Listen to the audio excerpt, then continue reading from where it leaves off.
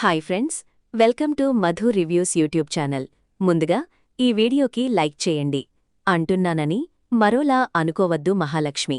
నీ అవసరం కొలది నా తమ్ముడి చేత తాళి కట్టించుకున్నాం. వాడి మనసులో నీకున్న ఫీలింగ్, నీ గురించి వాడేమనుకుంటున్నాడో ఆలోచించావా? అసలు నీ మీద వాడికెలాంటి ఫీలింగుందో ఆలోచించావా? ఎప్పుడైనా సరే మీరు నన్ను ఇష్టపడుతున్నారా అని ఎప్పుడైనా చక్రీని అడిగావా? అంటూ మాధవ అంటాడు. ఏంటి పెద్దీ, ఏమంటున్నావ్?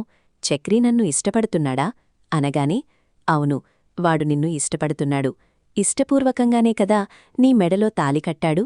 అది నువ్వు తెలుసుకోలేకపోయావు. కాని వాడు మాత్రం నిన్ను మర్చిపోయి ప్రాణం కంటే ఎక్కువగా ఇష్టపడ్డాడు. నిన్ను మొదటిసారి చూసినప్పుడే వాడు నిన్ను ఇష్టపడి పెళ్లి చేసుకోవాలనుకున్నాడు. కాని మీ ఇద్దరికీ ఆ భగవంతుడు ఆల్రెడీ రాశాడు కాబట్టి నీకా వాడితో, భూషణ్గాడితో పెళ్లి కుదిరింది. ఆ పెళ్లి నీకిష్టం లేదు, తప్పించుకునే ప్రాసెస్లో తనని పెళ్లి చేసుకున్నావ్.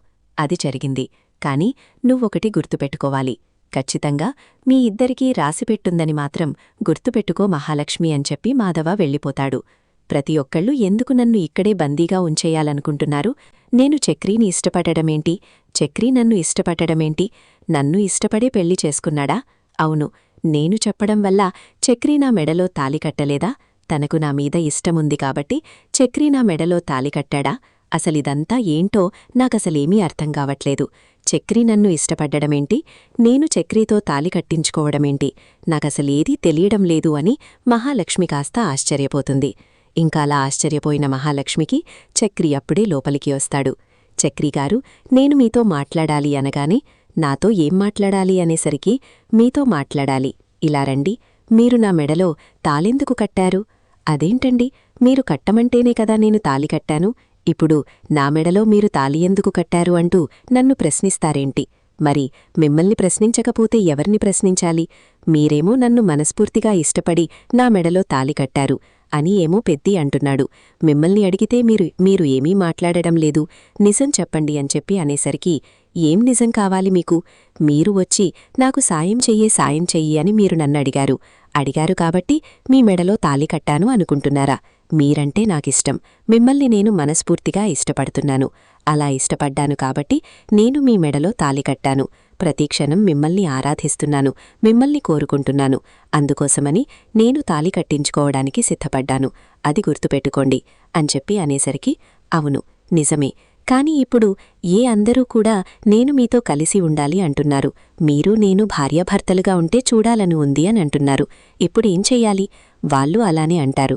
ఇంక వాళ్ల గురించి ఆలోచించకండి, మీ జీవితం గురించి మీరాలోచించండి అని చెప్పానుగాని, అంటే మీరు నిజంగా నన్ను అనేసరికి, చూడండి మహాలక్ష్మిగారు, నిజంగా నేను మిమ్మల్ని ఇష్టపడ్డాను, మనస్ఫూర్తిగా ఇష్టపడ్డాను. మీరంటే నాకు చాలా ఇష్టం. మిమ్మల్ని నేను మనస్ఫూర్తిగానే ఇష్టపడ్డాను. అది మీరు గుర్తుపెట్టుకొని మీరు నన్ను తప్పుగా అర్థం చేసుకోవద్దు. ఏ అబ్బాయికైనా సరే, ఫస్ట్ టైం ఒక అమ్మాయి మీద ఫీలింగ్ కలుగుతుంది. ఆ అమ్మాయే తనకు భార్యగా రావాలని కోరుకుంటాడు. నేను మిమ్మల్ని మొదటిసారి చూసినప్పుడే మీమీదు నాకు ఫీలింగ్ కలిగింది.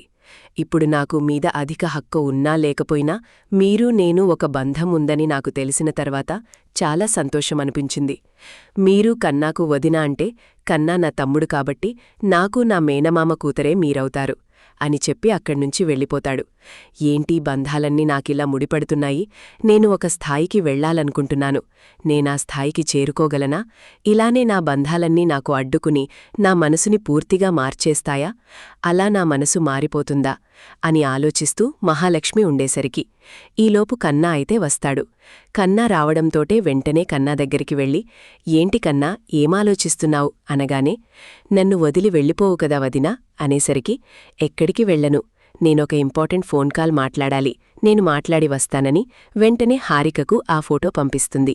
ఆ ఫోటో పంపించేసరికి, ఇదేంటి, మీ నాన్నవాళ్లతో ఉన్నాడు, ఆవిడెవరు అనగానే, ఆవిడెవరో కాదు వదినా, మా మేనత్త అంట. అంటే నారాయణగారి రెండో భార్య అని చెప్పి అనేసరికి ఒక్కసారిగా షాకవుతుంది. ఏంటి, మీ మేనత్తనా? అంటే మామయ్య చెల్లెలు అని అంటున్నావా? అవును వదినా, మామయ్య నాన్న చెల్లెలే అనే అంటున్నాను. నాన్నకు ఒక చెల్లెలుందంట. నారాయణగారిని ఇష్టం పెళ్లి చేసుకున్న తర్వాత నాన్న ఇక్కడికి వచ్చారంట.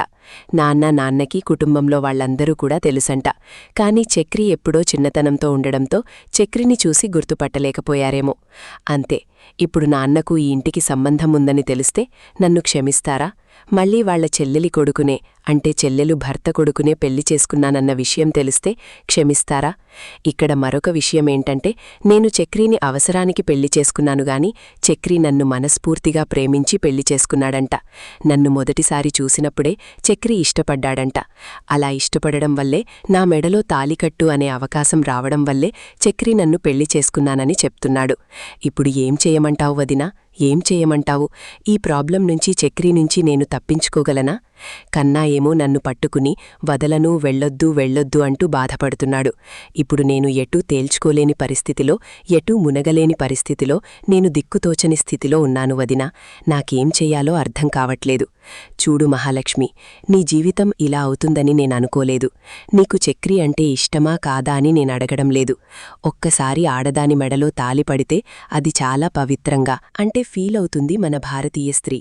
నీకు ఇష్టమున్నా ఇష్టం లేకపోయినా చక్రీతో తాలి కట్టించుకున్నావు. చక్రీ మనసులో నువ్వున్నావు. అందరూ ఏమంటారంటే, మనల్ని ఇష్టపడేవాళ్లు దొరకడం చాలా అరుదు అంటారు. మనమిష్టపడేవాళ్లు చాలామందే ఉంటారు.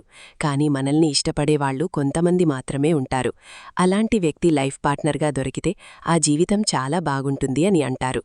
అందుకే చెప్తున్నాను, చక్రీని నువ్వు భర్తగా అంగీకరిస్తే నీ భవిష్యత్తు బాగుంటుందని నిన్ను నమ్ముతున్నాను. చెప్పు అని చెప్పి అనేసరికి, అది కాదు వదినా, అంటే నేను అనేసరికి, నీ గోల్స్ రీచ్ అవ్వడానికి ఆ ఇంట్లో నీకు ఎలాంటి అబ్జెక్షన్ ఉండదు. నీకు ఇంకా వాళ్లు సహాయం చేస్తారు. సహాయం చేసి నీకు మంచి భవిష్యత్తును ఏర్పాటు చేస్తారని నాకు నమ్మకముంది అని చెప్పి హారిక చెప్తుంది. హారిక చెప్పిన మాటల్ని ఆలోచిస్తూ ఉంటుంది ఇంకా మహాలక్ష్మి. ఇంకా ఇది ఇలా ఉండగా మాధవ గాయత్రి గురించి ఆలోచిస్తూ ఉంటాడు. ఏంటి, పెద్ది గాయత్రీని ఇంకా మర్చిపోలేదా? మర్చిపోవాలని నా మనసుకి ఎంతలా చెప్తున్నా, చిన్నప్పటినుంచి కలిసి తిరిగాం కదా మహాలక్ష్మి, తను పదే పదే గుర్తొస్తుంది. తనని ఇష్టపడ్డాను కదా, ప్రేమించాను కదా, అందుకోసమని తనను నేను ఎంతగానో సంతోషంగా చూసుకోవాలి అనుకున్నాను కాని అవకాశం దొరకలేదు అని బాధపడుతూ ఉంటాడు. బాధపడుతూ ఉండేసరికి బాధపడి కన్నయ్య అని చెప్పి మిగిలిన వాళ్లంతా కూడా ఓదారుస్తారు. ఇంకా నారాయణ కూడా, అది పిరికి సన్నాసిరా, అది పిరికి సన్నాసి, అందుకే ధైర్యం చేసి రాలేకపోయింది. అదే నేనున్నానని చెప్పాను, అయినా సరే అది ధైర్యం చేసి అడుగు బయటపెట్టలేకపోయింది అంటూ మాట్లాడడంతో, సర్లేనాన్న, జరిగిపోయిందేదో జరిగిపోయింది, పదండి అందరం కలిసి భోంచేద్దామని అక్కడ్నుంచి హాల్లోకి వచ్చి కూర్చుని భోజనం చేస్తూ ఉంటారు. మహాలక్ష్మి చక్రీని భర్తగా అంగీకరించమని చెప్పింది కదా హారిక. అందుకు చక్రీ వంక చూస్తూ ఉంటుంది. ఏంటి, ఎప్పుడో లేంది ఈవిడ నన్నెలా చూస్తుంది? కొంపతీసి మళ్ళీ నేనేదైనా తప్పు చేసి ఈవిడకి దొరికిపోయానా ఏంటి? నిజాన్ని బయటపెడుతుందా ఏంటి అంటూ ఇంక భయపడుతూ ఉండగానే, ఇంక చక్రీగారు నేను మీతో మాట్లాడాలి అనగానే, ఇప్పుడే మాట్లాడాలా అనేసరికి, ఇప్పుడే ఒక్కసారి అని ఇంకా అందరూ వెళ్లబోతూ ఉండగా, నేను చక్రీగారిని ఒక్కరినే రమ్మన్నాను అనగానే చక్రీ ఒక్కడే వెళ్తాడు. ఓకే ఓకే అని చెప్పి అందరూ కూర్చుంటారు. గదిలోకి వెళ్లడంతోటి, ఏంటి అనగానే, మీరేంటి అంటూ మాట్లాడేసరికి, అదేమీ లేదు అంటూ వెళ్లబోతూ ఉండగా చక్రీ చెయ్యి పట్టుకుని మహాలక్ష్మిని తన మీదకి లాక్కుంటాడు. ఇంక మహాలక్ష్మి చక్రీ కళ్లల్లో ఇద్దరూ కూడా కళ్ళు పెట్టి చూసుకుంటారు. నా కళ్లల్లో నీమీద ఎంత ప్రేమ ఉందో నీకు కనిపించడం లేదా? చే, నువ్వు నా మేనమామ కూతురివి అంటే కన్నా మేనమామ కూతురు నాకు మేనమామ కూతురే అవుతుంది. కాబట్టి నువ్వు నా మరదలవి అన్న విషయం నాకు తెలిసిన తర్వాత నిన్ను నేను వదులుకోకూడదు అననుకున్నాను. నేనే చొరవ తీసుకోకపోతే ఇంకా వేస్ట్ అని చెప్పి నేనే చొరవ తీసుకుని ఇదంతా చేశాను అంటూ మాట్లాడేసరికి, ఆ రోజు నీ మెడలో తాలి కట్టే సమయానికే నువ్వంటే నాకు ప్రాణం, అందుకే నేను నిన్ను అంతలా ఇష్టపడి పెళ్లి చేసుకున్నాను. కాని నువ్వు నన్ను నీకు సహాయం చేసిన వ్యక్తిలాగే చూశావు అంటూ మాట్లాడతాడు. మాట్లాడిన తర్వాత ఇంకా అక్కడ్నుంచి మహాలక్ష్మి బయటికి వచ్చేసి అందరితో పాటు కూర్చుని భోజనం చేస్తూ ఉంటుంది. చక్రీ ఎదురుగా కూర్చుని భోజనం చేస్తూ ఉంటాడు. ఏమైందిరా చక్రీ అనగానే, ఏమీ లేదు అన్నయ్య, మీరంతా కలిసి భోంచేయండి అని చెప్పి బయటికి వెళ్లబోతూ ఉండగా, ఎక్కడికి వెళ్తున్నావు అనేసరికి, నా మనసు బాగోలేదు అనేసరికి, నోరు మూసుకుని కూర్చుని తినరా, తిండి తిండి మీద అలుగుతావేంటి, తినే తిండి మీద అలగొద్దని నీకు చాలాసార్లు చెప్పాను అంటూ చెప్తాడు. మొత్తానికైతే ఇంకా కన్నా ఎవరో కాదు, తన మేనత్త కూతురు అన్న విషయమైతే మహాలక్ష్మి తెలుసుకుంటుంది. కన్నాకు రిలేటివ్ అయితే మిగిలిన వాళ్లకి కూడా రిలేటివ్ కదా అవుతుంది మహాలక్ష్మి. మరి ఎప్పటికైనా మహాలక్ష్మిలో మార్పు వస్తుందా? చూద్దాం మరి రాబోయే ఎపిసోడ్స్లో ఏం జరుగుతుందో. వీడియో నచ్చితే లైక్ చేసి ఛానల్ని సబ్స్క్రైబ్ చేసుకుని పక్కనే ఉన్న బెల్ సింబల్లో ఆల్ పై క్లిక్ చేయండి. Thank you for watching.